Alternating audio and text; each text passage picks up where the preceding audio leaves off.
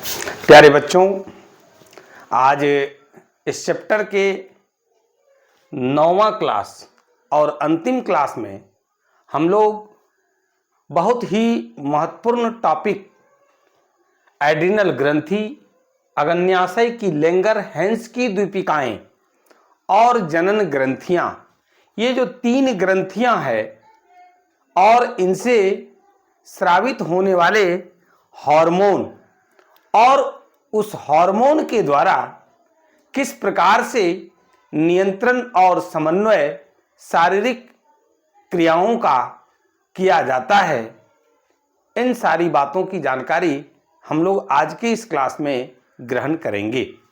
Video के अंत तक बने रहिए। आइए देखते हैं आज का जो पहला ग्रंथि है, पहला जो टॉपिक है वो बहुत ही महत्वपूर्ण है। हमेशा इस टॉपिक से प्रश्न पूछा जाता है और वो है एड्रिनल ग्रंथि। क्या है बेटा? एड्रिनल ग्रंथि। अब देखिए पहला लाइन है कि एड्रिनल ग्रंथि को सुप्रारिनल ग्लैंड भी कहते हैं। क्या कहते हैं? एड्रिनल ग्रंथि को क्या कहते हैं? सुप्रारिनल ग्लैंड भी कहते हैं। ये प्रश्न आपसे ऑब्जेक्टिव में पूछा जाता है कि किस ग्लैंड को या किस ग्रंथि को सुप्रारिनल ग्लैंड कहते हैं, तो आपका जवाब क्या होगा? एड्रिनल ग्रंथि को सुप्रारिनल ग्रंथि या सुप्रारिनल ग्लैंड कहते हैं।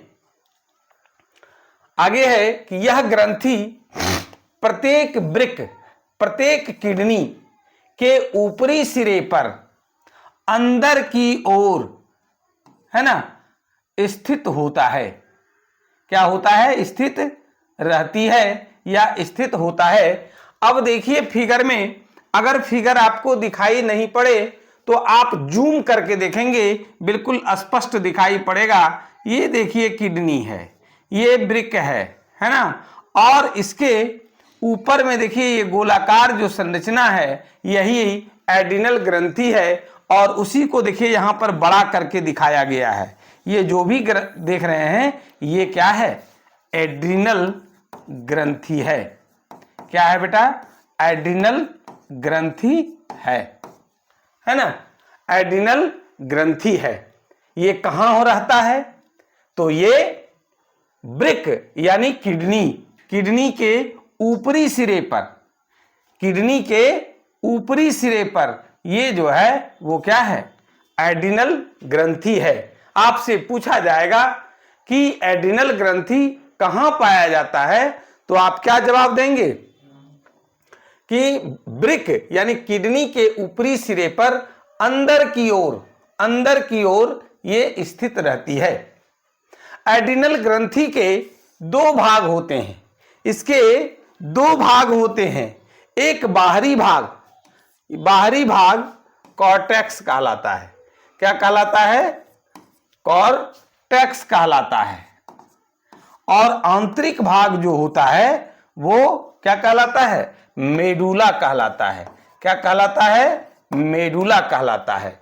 और अब यहां पर आपसे यह भी पूछेगा कि एड्रिनल ग्रंथि का जो बाहरी भाग होता है वह क्या कहलाता है, तो बाहरी भाग कॉर्टेक्स कहलाता है और आंतरिक भाग जो होता है बेटा वो क्या कहलाता है? मेडुला कहलाता है ना। अब देखिए कि कॉर्टेक्स के द्वारा और मेडुला के द्वारा, ये बाहरी भाग जो देख रहे हैं इसके द्वारा भी और आंतरिक भाग जो आपको दिखाई पड़ रहा है मेडुला, दोनों के द्वारा अलग अलग प्रकार के हार्मोन का स्राव होता है, हार्मोन का सिक्रीशन होता है और वो अलग अलग क्रियाओं का नियंत्रण और समन्वय, कंट्रोल और कोऑर्डिनेशन का कार्य करता है। क्या करता है तो देखते हैं। सबसे पहले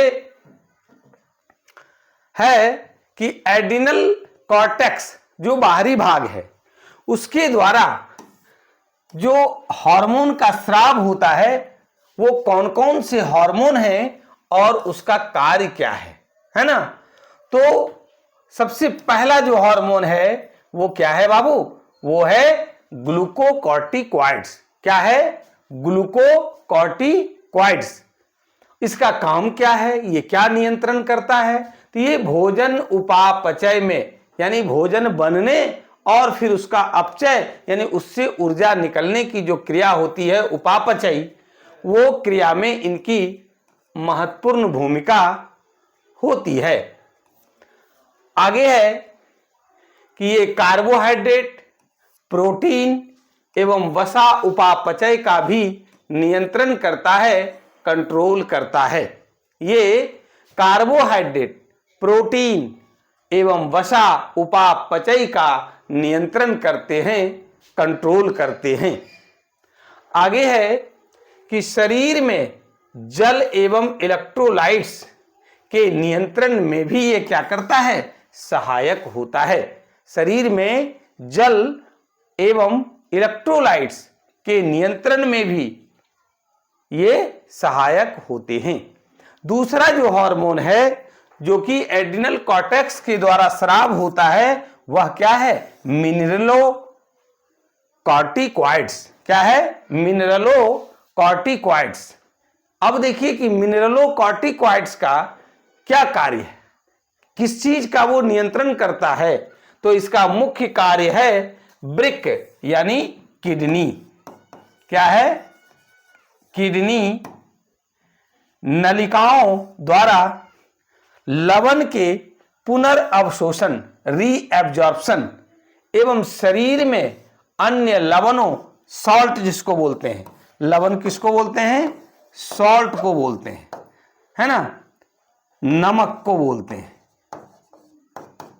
ठीक है। तो ये लवणों की जो मात्रा उसका कंट्रोल करता है, नियंत्रण करता है। ये शरीर में जल संतुलन, है ना, वाटर बैलेंस को भी नियंत्रित करता है, क्योंकि शरीर में जल की मात्रा उचित मात्रा होना आवश्यक है और ये तभी होगा जब इसको कोई बैलेंस करने वाला होगा, जो काम किसके द्वारा किया जाता है? मिनरलोकॉर्टिकॉइड्स के द्वारा किया जाता है। चलिए, दो इसका जो कॉर्टेक्स के द्वारा, एड्रिनल कॉर्टेक्स के द्वारा, एड्रिनल ग्रंथि के जो बाहरी भाग हैं उनके द्वारा दो हार्मोन का अभी तक हम लोगों ने के विषय में जाना कि दो हार्मोन ग्लूकोकॉर्टिकॉइड्स और मिनरलोकॉर्टिकॉइड्स है और उसके द्वारा विभिन्न तरह के शारीरिक क्रियाओं या जैविक क्रियाओं का क्या होता है? कंट्रोलिंग किया जाता है, नियंत्रण किया जाता है। आगे देखते हैं बाबू कि लिंग हार्मोन। अगला क्या है? लिंग हार्मोन, जिसको क्या बोलते हैं?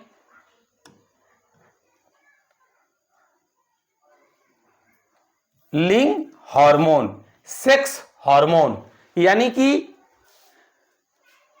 सेक्सुअली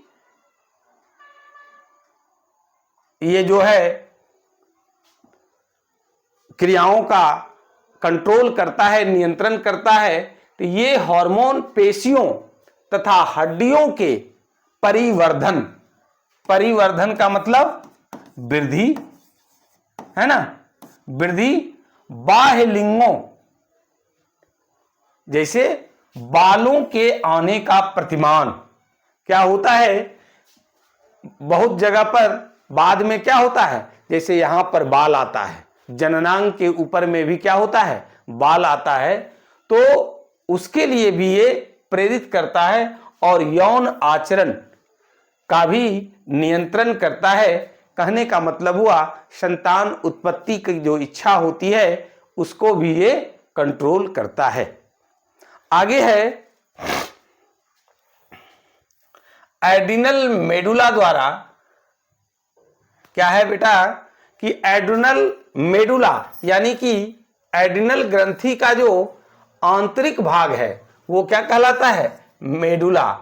और उसके द्वारा जो स्रावित हार्मोन है उसके विषय में देखेंगे और उसके द्वारा जो भी कार्य का कंट्रोल किया जाता है उसके विषय में जानकारी लेंगे। तो बड़ा इंपॉर्टेंट हार्मोन है जिसका नाम है एपिनेफ्रीन। क्या है? एपिनेफ्रीन। इसे एड्रेनिन या एड्रीनालीन भी कहते हैं। बड़ा ही इंपॉर्टेंट है। आपसे पूछा जाएगा कि कौन सा हार्मोन को एड्रेनिन या एड्रीनालीन कहते हैं, तो जवाब क्या होगा?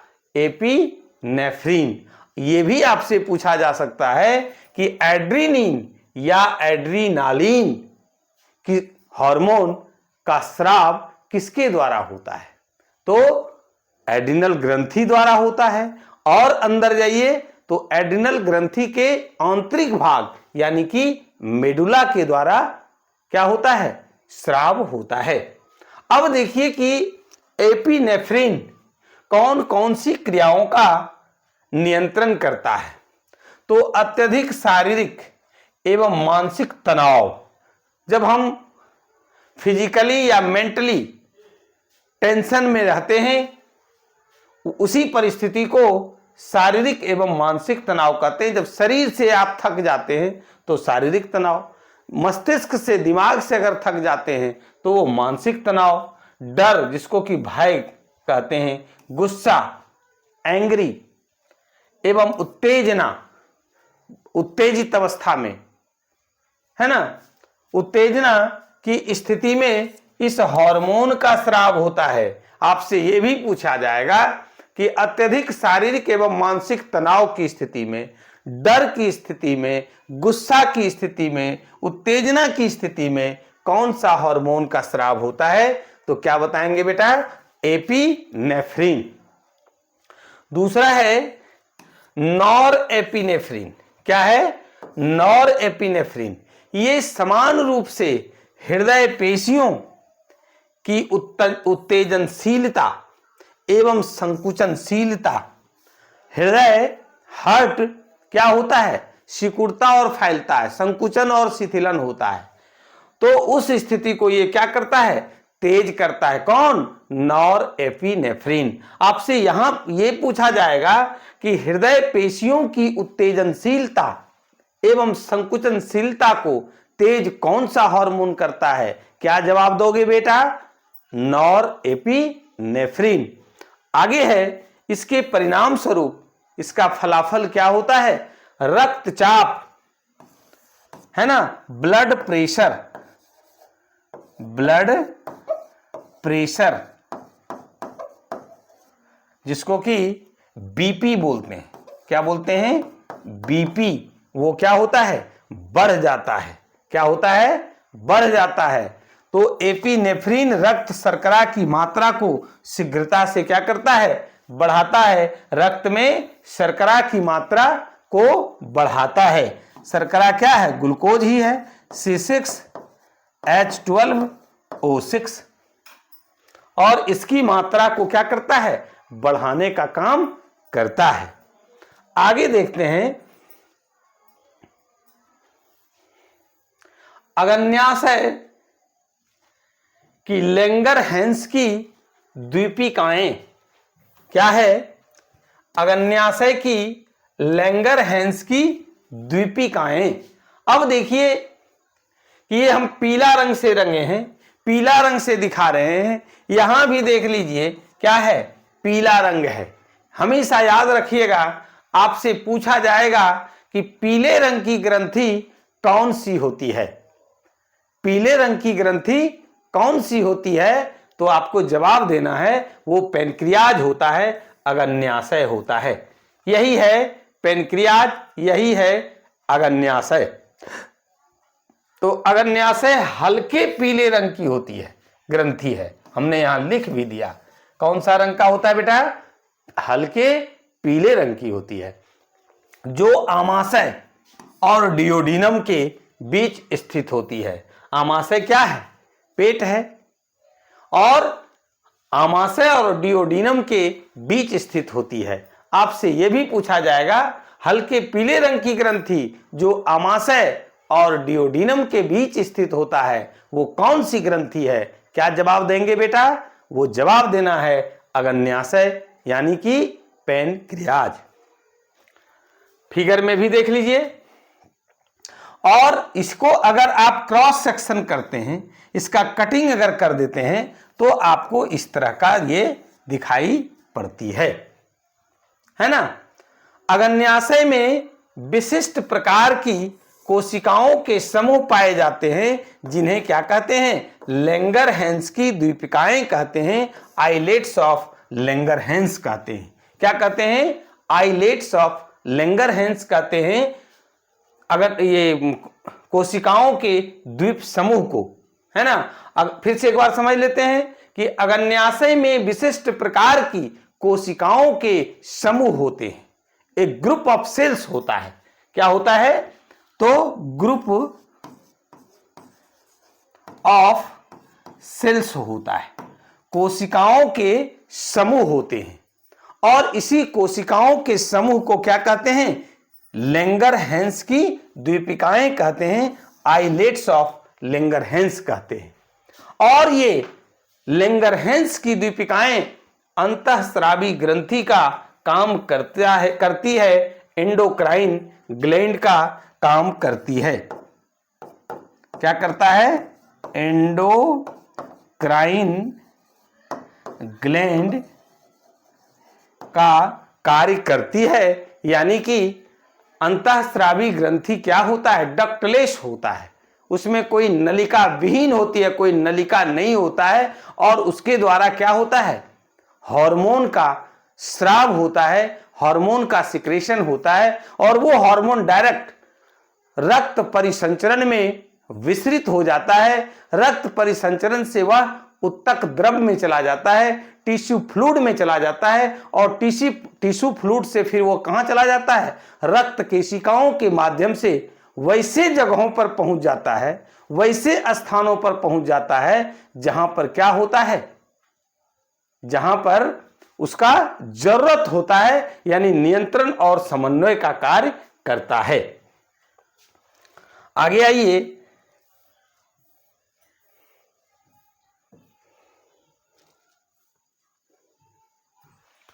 कि अग्न्याशय के लैंगरहैंस की द्वीपिकाएं के द्वारा जो हार्मोन रक्त में क्या करता है, ग्लूकोज की मात्रा को नियंत्रित करते हैं।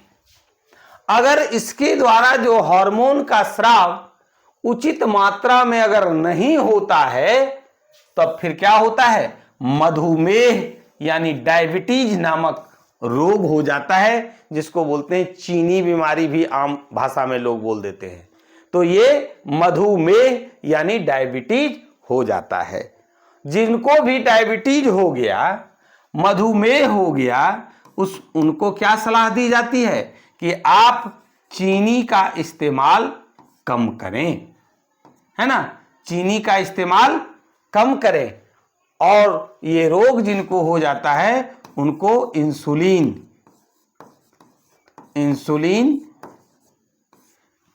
का टीका, इंसुलिन लेना पड़ता है ना, टीके के रूप में लीजिए या कोई और अन्य रूप में लीजिए। कारण तभी आपका डायबिटीज क्या होता है, कंट्रोल में रहता है। इसलिए ये अग्न्याशय यानी लैंगरहैंस की द्वीपिकाएं, आइलेट्स ऑफ लैंगरहैंस के द्वारा जो हार्मोन का स्राव होता है, वो रक्त में, ब्लड में क्या करता है, ब्लड में ग्लूकोज की मात्रा को कंट्रोल करता है, नियंत्रित करता है ना, नियंत्रण करता है।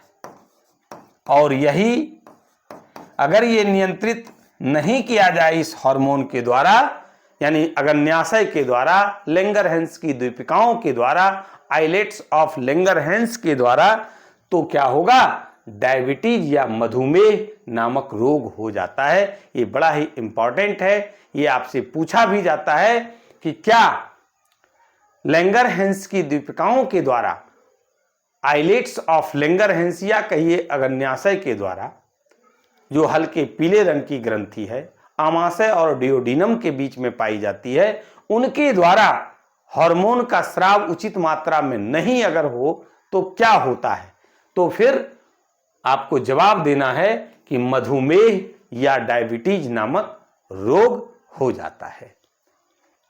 और इस रोग के उपचार के लिए क्या किया जाता है? चीनी का इस्तेमाल नहीं उनको करना है। इलाज के लिए मात्र एक ही उपाय है, इंसुलिन।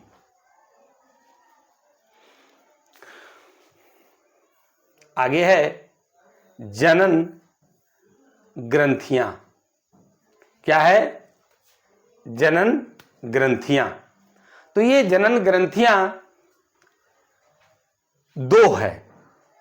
क्या है? जनन ग्रंथियां शरीर में क्या होता है? दो होता है। एक है अंडाशय यानी ओवैरी। क्या है बेटा? ओवैरी अंग्रेजी में इसको बोलते हैं। और इसके द्वारा देखिए क्या होता है कि इसके द्वारा कई हार्मोन का स्राव होता है। और इस हार्मोन के द्वारा क्या होता है? बालिकाओं में, लड़कियों में, महिलाओं में, उसके शरीर में यौवना अवस्था में होने वाले सभी परिवर्तन इन हार्मोन के कारण ही होता है। यानी कि जननांग के ऊपर बाल उगना, यहां पर बाल उग जाना, या फिर जो है ये स्तन का उभार आना, ये सब सारा जो काम होता है इसी के द्वारा, जो हार्मोन का स्राव होता है इसी के द्वारा नियंत्रण और समन्वय का कार्य होता है। आगे है, इसका पहले हम लोग फिगर देख लेते हैं। अंडाशय का, ओवैरी का देख लीजिए। ये है ओवैरी, है ना? ये क्या है? अंडाशय, ओवैरी। देखिए यहां लिख दिए हैं ओवैरी। और इसके द्वारा जो भी हार्मोन का स्राव होता है, जो भी हार्मोन का स्राव होता है, सिक्रीशन होता है, इसके द्वारा बालिकाओं में क्या होता है? बालिकाओं में जो यौवना अवस्था में जो शरीर में परिवर्तन होता है उसका नियंत्रण और समन्वय किया जाता है। वहीं दूसरी ओर पुरुष में क्या होता है? वृषण होता है, जिसको कि अंग्रेजी में टेस्टिस कहते हैं, है ना? और इसके द्वारा जो हार्मोन का स्राव होता है, इसके द्वारा जो हार्मोन का स्राव होता है उसके द्वारा कौन सा काम किया जाता है, तो उसके बारे में भी जानिए, बड़ा ही इंपॉर्टेंट है ना?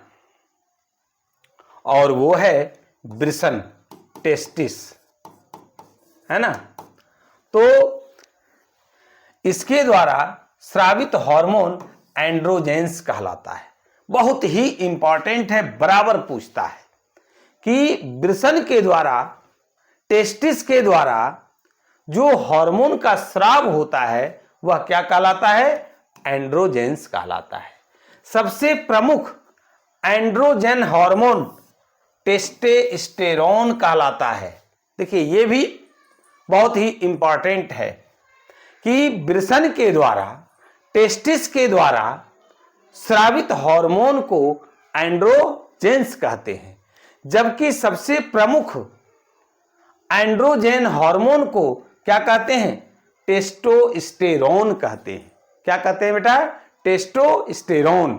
और टेस्टोस्टेरोन के द्वारा क्या होता है? यह हार्मोन पुरुषोचित लैंगिक लक्षणों के परिवर्धन यानी वृद्धि, परिवर्धन का मतलब वृद्धि, विकास, ग्रोथ एवं यौन आचरण, है ना? यौन आचरण यानी संतान उत्पत्ति के लिए जो आचरण होता है, प्रवृत्ति आता है, इसको ये प्रेरित करने का कार्य करता है ना? ये अंडाशय हो गया, वो फीमेल की बात है। ये किसमें होता है? फीमेल में, यानी मादा में, यानी बालिकाओं में, है ना बेटा। और ये जो है वृषण, ये किसमें होता है? मेल में, यानी कि नर में, यानी कि पुरुषों में, है ना। किसमें होता है? पुरुषों में होता है। और इसके द्वारा पुरुषोचित जो लैंगिक लक्षण है उसका परिवर्धन, उसका विकास और यौन आचरण को प्रेरित करने का काम ये करता है। और इसी का फिगर एक बार फिर से देख लेते हैं। ये जो हम लोग देख रहे थे जनन ग्रंथियां, है ना, क्या है? जनन ग्रंथियां। तो ये हो गया पुरुष वाला और ये हो गया क्या? मादा वाला, ये नर वाला, है ना। और इसके द्वारा जो हार्मोन का स्राव होता है वो पुरुषोचित लैंगिक आचरण जो होता है उसको नियंत्रण करता है, जबकि ये जो महिलाओं में होता है और महिलाओं में जो यौन आचरण होता है उसको ये क्या करता है? नियंत्रण करता है, समन्वय करता है। तो इस प्रकार से यह जो चैप्टर है नियंत्रण और समन्वय, इस चैप्टर का हर एक टॉपिक के विषय में हम लोग इन डिटेल जानकारी ग्रहण किया है ना। अगर ये वीडियो अच्छा लगा हो तो लाइक और शेयर जरूर करेंगे और कमेंट करके जरूर बताएंगे कि ये क्लास, ये वीडियो आपको कैसा लगा। जो लोग अभी तक चैनल को सब्सक्राइब नहीं किए हैं, चैनल को सब्सक्राइब कीजिए। आज की क्लास में बस इतना ही। धन्यवाद।